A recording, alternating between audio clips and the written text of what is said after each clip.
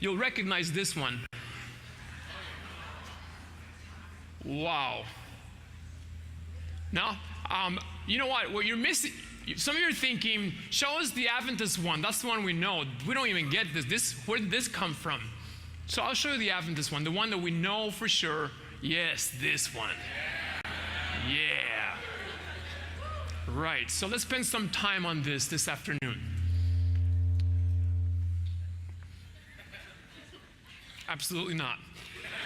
But I'll tell you what, I found one that I really, really like. I'm going to show it to you right now. This one right here.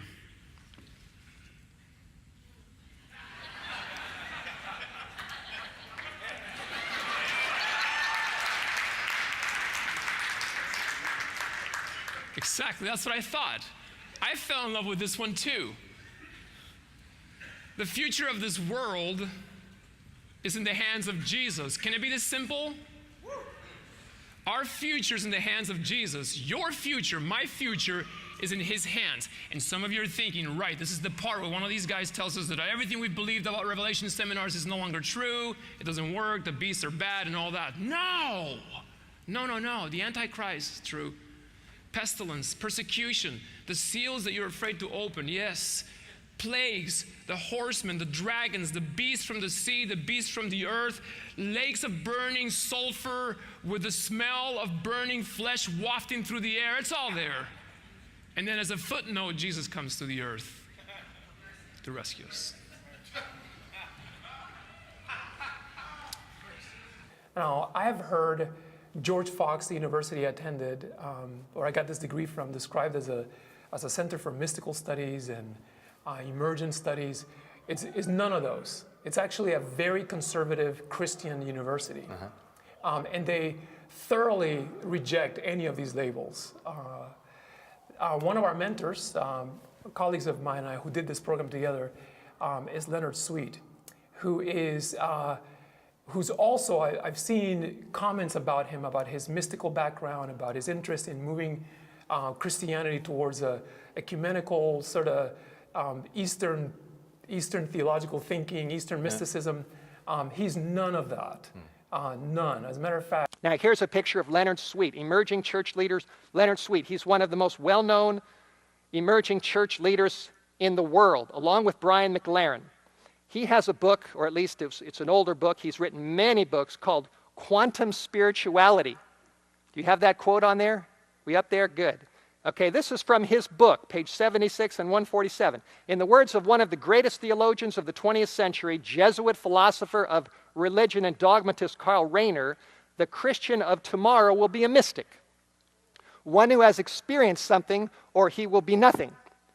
That's what Leonard Sweeti said. Here's another quote, page 147. The power of small groups is in their ability to develop the discipline to get people in phase with the Christ consciousness and connected with one another. Leonard Sweeti is teaching full-blown New Age teachings that are also mixed with Christianity. He's got a blend of all kinds of different teachings in his books. He has been, and I'm not sure if he still is today, but in the very near past, he was a professor at George Fox University. Here's a picture of George Fox on the screen. You got that? Okay, now next slide. You know, and I hate to do this. I really do. I don't enjoy this. But I just feel like it needs to be done. Here is a picture of the website of the One Project, which is a coalition of various leaders within the Seventh-day Adventist Church right now, especially that are focused on youth ministry. And there you see their website, Jesus All is their motto, celebrating the supremacy of Jesus in the Seventh-day Adventist Church. And let me say, I certainly want Jesus to be all in my life. That's for sure, but I want it to be the Bible Jesus. In 2 Corinthians chapter 11, Paul warned about those that may accept another Jesus and another spirit and another gospel. There's all kinds of quote-unquote Jesuses in this world. And if we want Jesus to be all in all, which we want to make sure that Jesus is the Bible Jesus. Now here is a picture of those that are on the board of the One Project. There you see Alex Bryan, Chairman, President. And these are the ones that are highlighted. There are many members on their board. Tim Gillespie, who's at the Loma Linda University of Health, and you see Sam Leonor, University Chaplain at La Sierra. You see Terry Swenson, University Chaplain at Loma Linda University. These are all board members of the One Project. Now here's something that's significant to know. Without judging anybody, the fact is that all of these men have gone to George Foxi University and they've all received doctorates under Leonard Sweeti. Next slide. Here is the One Project's website showing their next major event, which is Seattle 2014, which is coming next year. And if you look on the bottom, who's one of the major speakers? It's Leonard Sweeti. Could it be that there is and will be greater light than our expression of church doctrine and lifestyle? Of course. We do not worship a dead philosopher. We worship a living person. Born here. That's for Sam. Born here. Grew up here on planet Earth. Lived here, sweat here. Ate meat and fish here. Yeah, that's right. Jesus wasn't a vegetarian. Get over it, man. Just let it go. Let it go. Let it go. Let it go. Let it go. Turn to the person next to you and say, let it go. Let it go.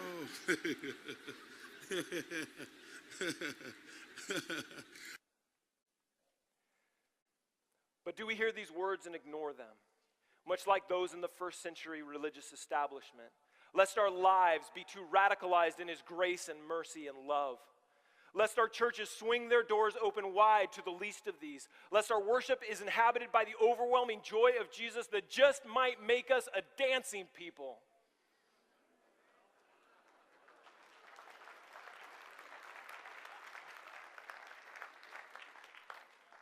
I think about the way we talk about Jesus. I think about the way in which we share Him. And that's us. Just constantly. 1, 2, 3. Just constantly. Jesus is speaking through us. And Jesus is speaking through us so that He can speak to humanity. That's what He's doing. That's the whole purpose of these things like the One Project. Jesus wants us to re-articulate, not change our doctrine, just re-articulate the way we speak to the world so that they can hear. Because Jesus is actually speaking like this.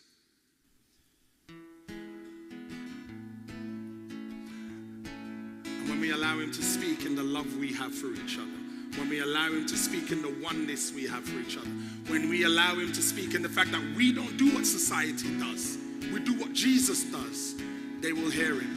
And when they hear Him, they will celebrate Him like this.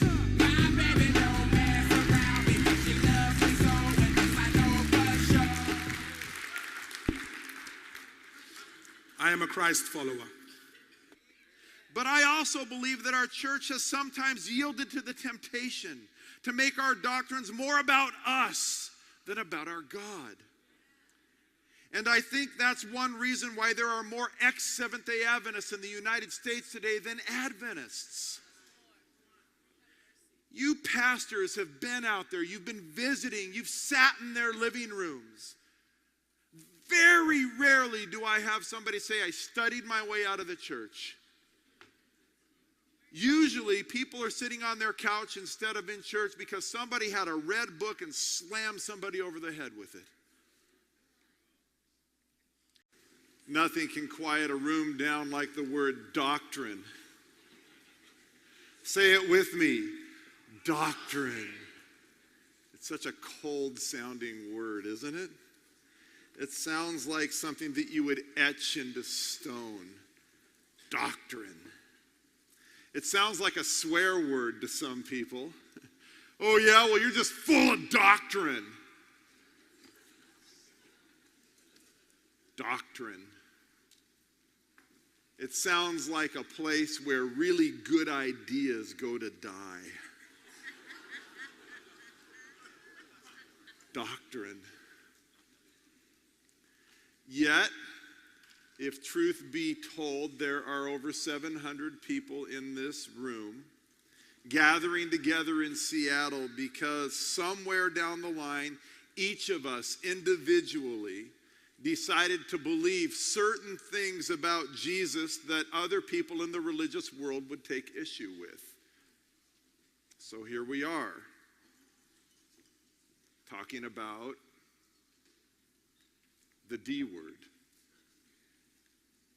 I can't tell you how many times I have had church members come and ask me, why do we have 28 fundamental beliefs? Why not 27? Why not 32? I had somebody very recently say, okay, what if I'm only invested in 25 of the 28? Is that okay? And they got their phone out and they did some calculations and they said, that's 89%. That's a B plus. Can I be a good Adventist with a B plus? I told them my mom and dad gave me money for C's when I was in high school, so yeah, you could do all right. Does 89% of Adventist doctrine get me into heaven?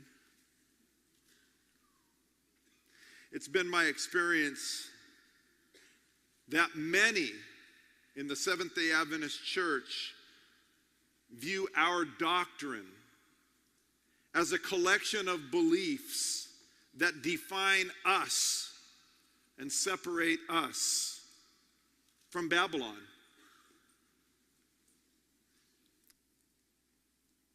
The book of Revelation describes the church of the Middle Ages as something that looks like a lamb, but sounds like a dragon.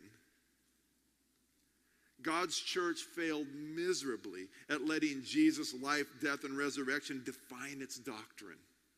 Instead, it used doctrine as a way to coerce people and manipulate them so that they would act like they wanted them to act. We would never use doctrine in our church that way. The challenge for the Seventh-day Adventist Church in the 21st century is to avoid using doctrine to define and separate ourselves.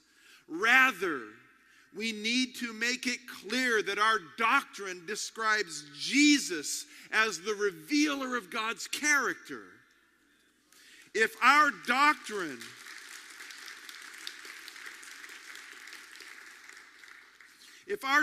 doesn't clarify a loving God as displayed by Jesus while he was here on this earth, we have to redefine our doctrine.